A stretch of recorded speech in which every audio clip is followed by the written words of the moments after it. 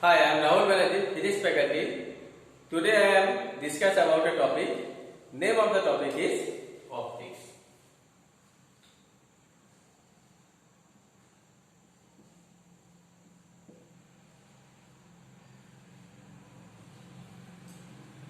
First to understand what is optics.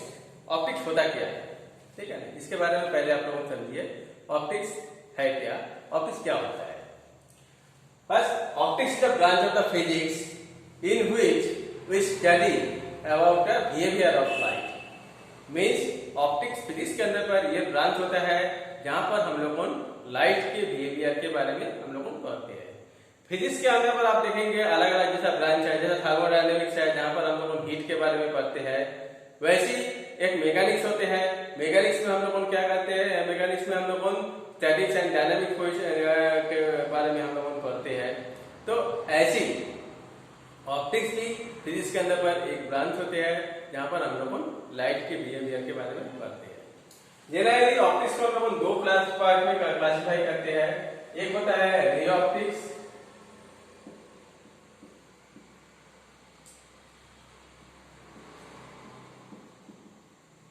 Second होता है wave optics. दो पार्ट होते हैं, एक होता है रे ऑप्टिक्स, सेकेंड होता है वेव ऑप्टिक्स. रे ऑप्टिक्स क्या होता है ना, जहां पर हम लोग लाइट के रे नेचर के बारे में पढ़ते हैं, वो होता है रे ऑप्टिक्स. एंड लेकिन रे ऑप्टिक्स में हम लोग जनरली लाइट के जो रिफ्लेक्शन है, ये जो प्रॉपर्टीज है इसके बारे में हम लोगों को रे ऑप्टिक्स में पढ़ते हैं. मतलब यही जो प्रॉपर्टीज है यही रे ऑप्टिक्स में अंडरस्टूड होती है. इसके अलावा जैसा लाइट के इंटरफेरेंस, डिफ्रैक्शन, पोलराइजेशन, ये जो प्रॉपर्टीज रहते हैं इसको हम लोग रे ऑप्टिक्स से हम लोगों को समझा नहीं सकते हैं. इसके लिए हम लोगों को जरूरत पड़ता है वेव ऑप्टिक्स का. इसके अलावा भी हम लोग देखेंगे लाइट के जो पार्टिकल्स नेचर होते हैं व लाइट के जो क्वांटम थियोरी जो लाइट के होते हैं, ये सब जो होते हैं इसके ये भी हम लोग इसके लिए वेव थ्योरी भी इसमें पूरा एक्सप्लेनेशन नहीं कर पाते हैं. इसके लिए हम लोगों को क्वांटम मैकेनिक्स का जरूरत पड़ता है, क्वांटम थ्योरी व dual nature of the light, जो कि 12 में इस साल आगे पार्ट में है. ठीक है ना, dual nature of the light ये भी आप लोगों को 12 में इस बार पार्ट में है. ये भी एक्चुअली ऑप्टिक्स का ही एक पार्ट है. आगे जैसे आप लोग हायर स्टडी करेंगे तो एक क्वांटम मैकेनिक्स आता है. क्वांटम मैकेनिक्स भी क्या हो जाता है, ये भी ऑप्टिक्स का ही पार्ट है. ये सब हायर स्टडी पार्ट में आता है. खैर इसके बारे में हम लोग फ्यूचर में कभी आगे में बात करेंगे. आज हम लोग देखते हैं जो लाइट के जो नेचर्स जो है रे ऑप्टिक्स का मेन हम लोग जो आज की क्लास में जो हम लोग डिस्कस करेंगे वो है रे ऑप्टिक्स के बारे में. तो ये आप लोग देखिए रे ऑप्टिक्स हो, चाहे वेव ऑप्टिक्स हो, चाहे particle nature of the light हो, ये सब चीज क्या है, सभी जो है ये किसके बारे में हम लोग डिस्कस करते हैं ना, लाइट के बारे में.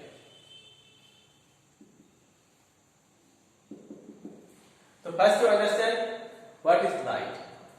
लाइट को कोई आप लोग डिफाइन कर सकते हो क्या? चलिए मैं आपको डिफाइन करके बता देता हूं. Light is a form of energy. First line है light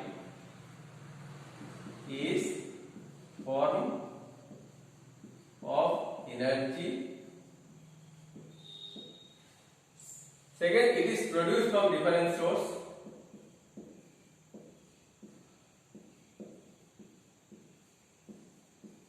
It is produced from different source. Yeah. And third, it propagated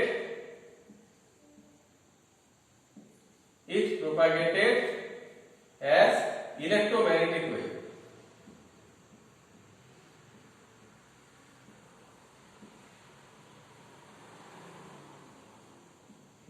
It propagated as electromagnetic wave. ठीक है, I will explain one by one. तो first is light is a form of energy. Light energy के एक form होते हैं. It produce from different source, मतलब ये अलग अलग सोर्स से प्रोड्यूसेस होते हैं. And it propagated as electromagnetic wave. Propagated means transfer from the one place to another, मतलब एक जगह से दूसरी जगह जैसे ट्रांसफर होते हैं वो कैसे एक इलेक्ट्रोमैग्नेटिक वेव के फॉर्म में आते हैं. तो first light is a form of energy. ये तो आप लोग जानते हैं, everything is form of energy. Second, it is produced from different source. You can notice this line. I am telling it is produced from different source. मैं ये नहीं बोल रहा हूँ कि light is produced from source. It is different source. Means here one question is arise. How many type of the sources are in there? ठीक है ना? Here one question is arise. How many type of the sources are in there? So I am telling you there are the three type of the sources. First, incandescent.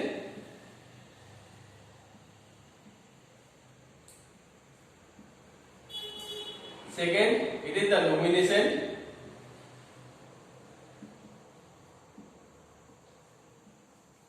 And third, it is the gas discharge.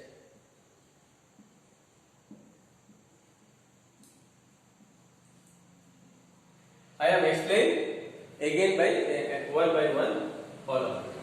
First is the incandescent source. It is the heating source of the light. Means this type of the source is produce light as well as heat also.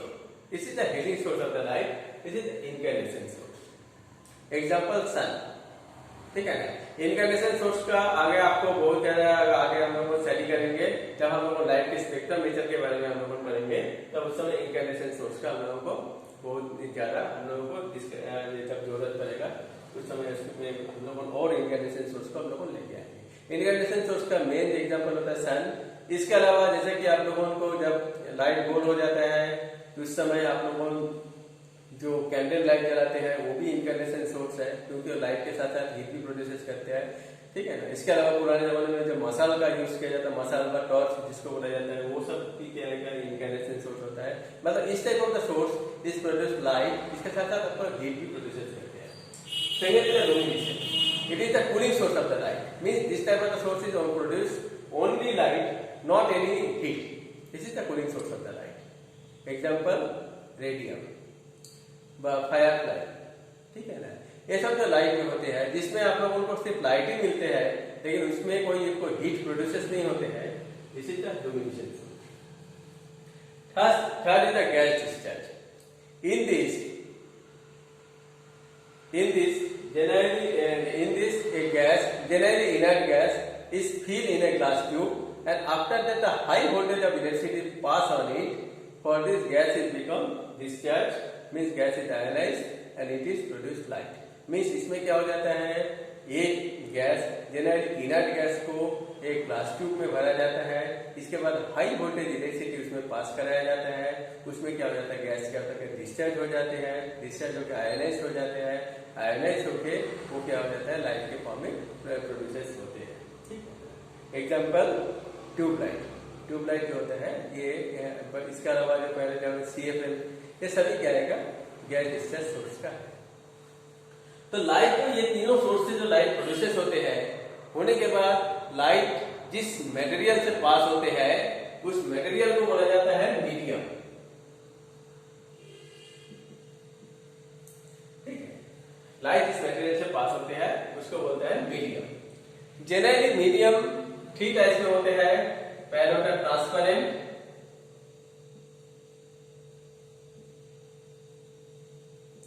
Second होता है translucent,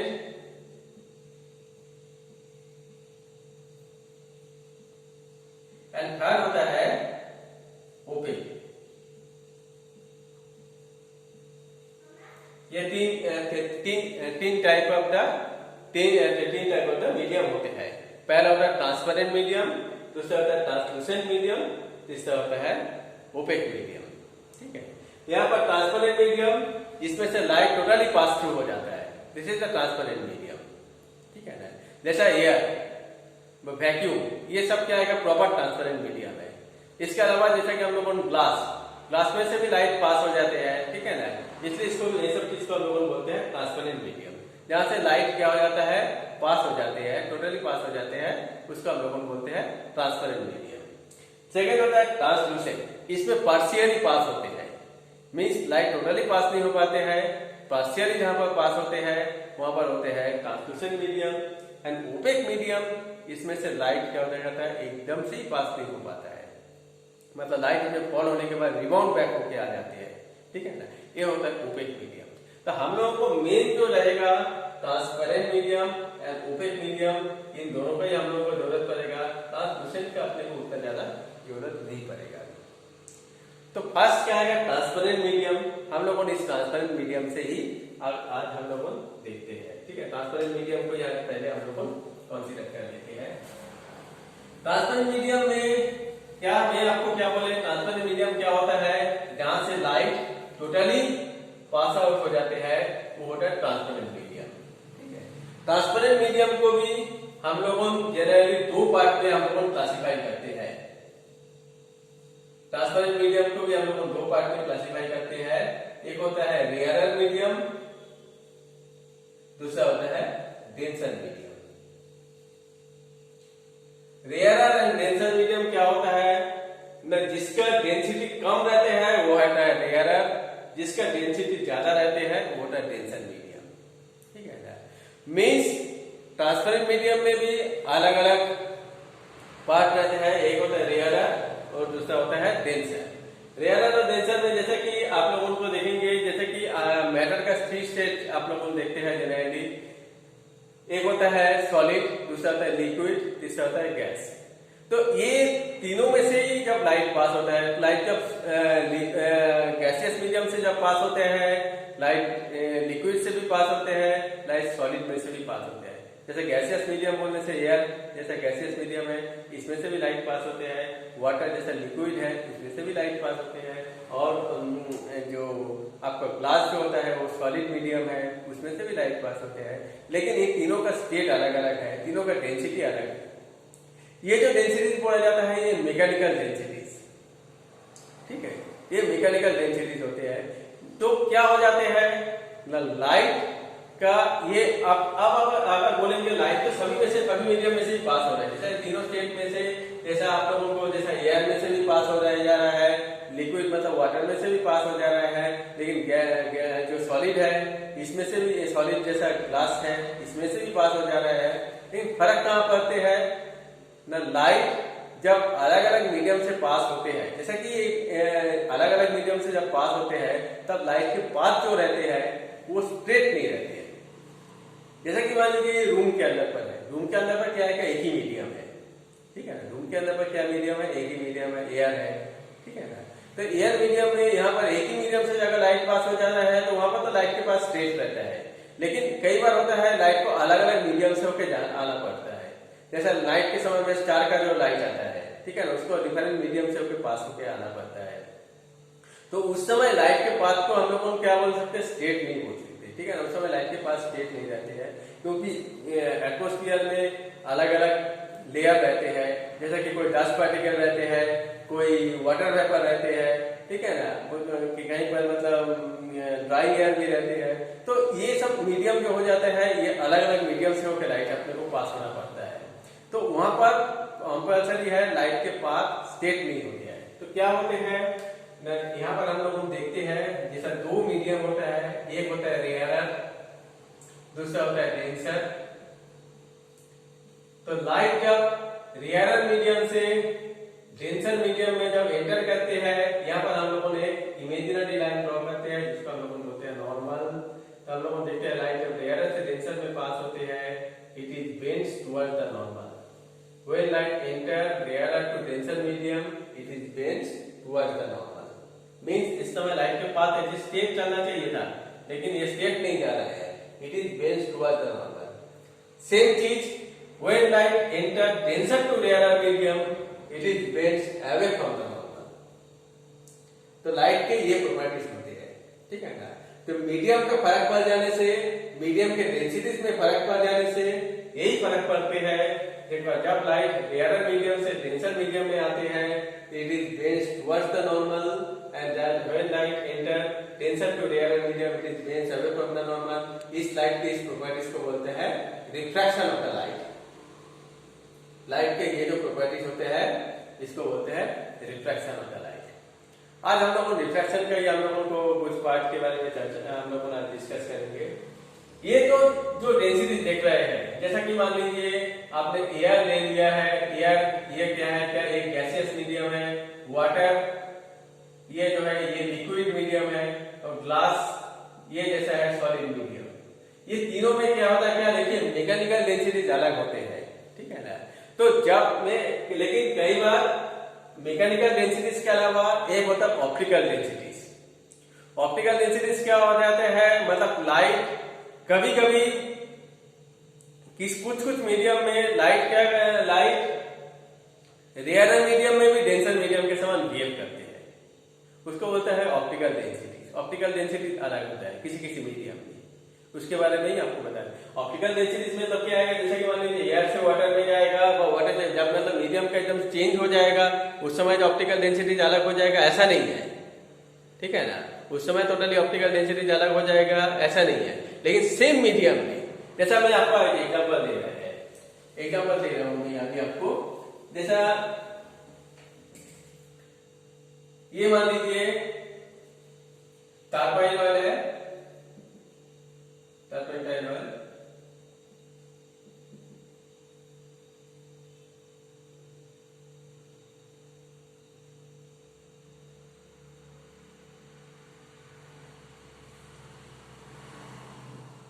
turpentine oil जो कि आपको paint में use होता है, paint को thinner कराने में जो यूज होता है टर्पेंटाइन ऑयल। दूसरा मान लीजिए वाटर, ठीक है। तो इसमें जो होता है टर्पेंटाइन ऑयल देना है कि ऑयल का डेंसिटीज कम होता है, मैकेनिकल डेंसिटीज ऑयल का कम है, ठीक है ना। इसलिए ऑयल क्या होता है कि ऊपर में फ्लोट होता है, ठीक है ना। तो टर्बाइन ऑयल जो होता है इसका भी डेंसिटीज, मैकेनिकल डेंसिटीज देखा जाए तो टर्बाइन ऑयल का काम होता है, ठीक है ना। लेकिन लाइट जब एंटर करते हैं टर्बाइन ऑयल से, मान लीजिए टर्बाइन ऑयल से जब वाटर में एंटर करते हैं, ये तब लाइट को जाना चाहिए कहां पर, मतलब ये रियर से डेंसर में जाना चाहिए, it is based towards the normal, लेकिन लाइट का बिहेव उल्टा होता है, it is based away from the normal. तो ये जो होता है इस चीज को बोला जाता है, क्योंकि इस समय इसको बोला जाता है ऑप्टिकल डेंसिटीज। जो टर्पेंटाइन ऑयल जो होता है इसको ऑप्टिकल डेंसिटीज जो होता है वो ज्यादा होते हैं। ये कुछ रेयरर केसेस होते हैं, कुछ रेयरर केसेस होते हैं जहां पर हम लोगों को ऑप्टिकल डेंसिटीज ज्यादा हो जाती है, मतलब वो तो मैकेनिकल डेंसिटीज कम होने के कारण भी लाइट उल्टे बिहेव करते हैं। तो ये कुछ आपको मतलब एक्सेप्शनल केसेस मिलेगा, ठीक है ना। तो जहां पर ये एक्सेप्शनल केसेस होते हैं वहां उसको बोला जाता है ऑप्टिकल डेंसिटी। मतलब ऑप्टिकल डेंसिटी मतलब टर्पेंटाइन ऑयल का मैं यहीं पर वही चीज आपको समझाना चाहता हूँ। कुछ चीजों का मैकेनिकल डेंसिटीज कम होने के बावजूद भी उसको ऑप्टिकल डेंसिटीज ज्यादा होते हैं, इसलिए लाइट के बिहेवियर में भी फर्क पड़ जाती है, ठीक है। Thank you.